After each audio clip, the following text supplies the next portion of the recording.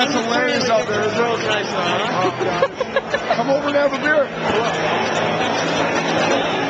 So you guys are 3-0, or is it 4-0? 3-0.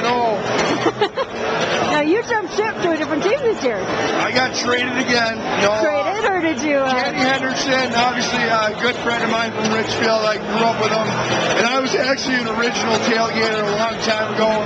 My privilege to be back with the tailgate. And you've done this every year since it started. Yeah, this is my 5th year. Yep. Have you guys done this every year? No, it's my first year. First year? I played 3 years and then took a year off. Obviously, different conditions this year. Very wet. Yeah. How'd you get your skates dried? Those heaters over there. Heater on steroids. Yeah. Get them too close to light on fire. Yeah. Which would you prefer, the 24 below or this? 24 below. Easily? If the ice was better, yeah, for sure. Because I think the one year we played was 30 below the one year. So. How do you play skating on water? It's not easy. It's not really hockey. It's just kind of whatever. Nice. You have the long shots going though. Yeah. You have the long shots going. Yeah, I don't think long shots are going to work in the next game. So it's like a combination of golf and hockey? Yeah, water polo. And the swimming too. Yeah, right. Water polo and hockey. That's perfect. Yeah, right there.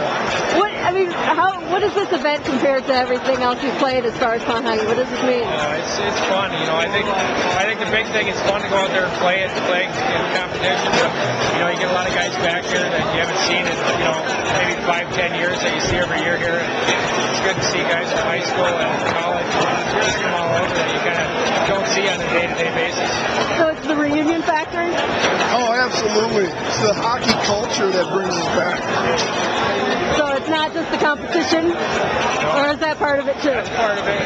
But I think it's more just kind of seeing guys that you haven't seen in a long time and kind of enjoying having a beer and just kind of catching up. So you have to have the beer with it too? Beer. I think beer is mandatory. And it's always the winner that buys, or is it the loser that buys?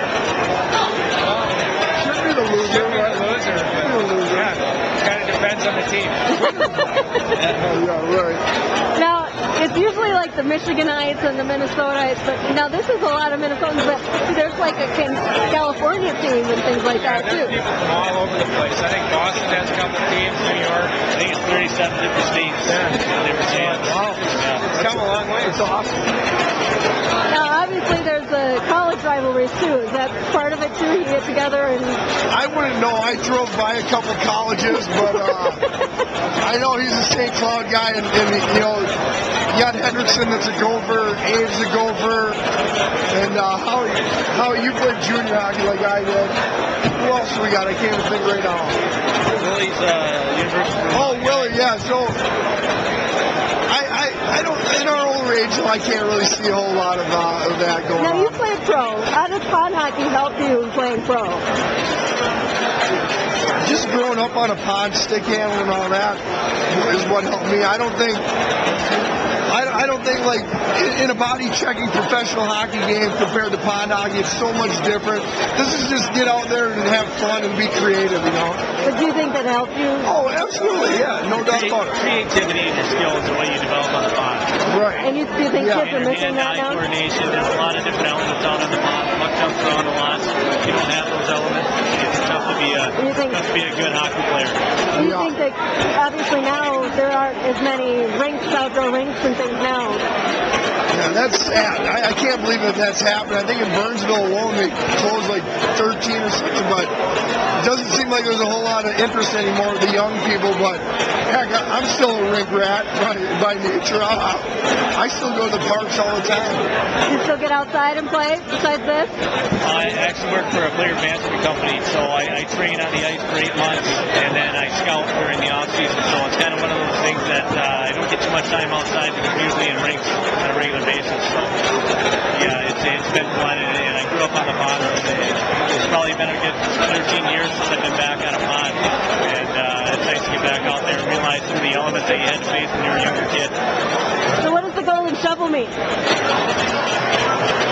Not much. I've won it twice already, not to brag, but I think it's cool to win. It's cool to win. There's a lot of good hockey players here. And if you win this tournament, it's not easy. It's not an easy tournament to win. Is this like one of the best tournaments, do you think, as far as fun hockey tournaments go? I haven't seen too many other ones, and anytime you have 160 different teams involved from 37 different states, you got to be pretty good out there. You have to add your time on the ice, right. whether it's in a rink or on a pond.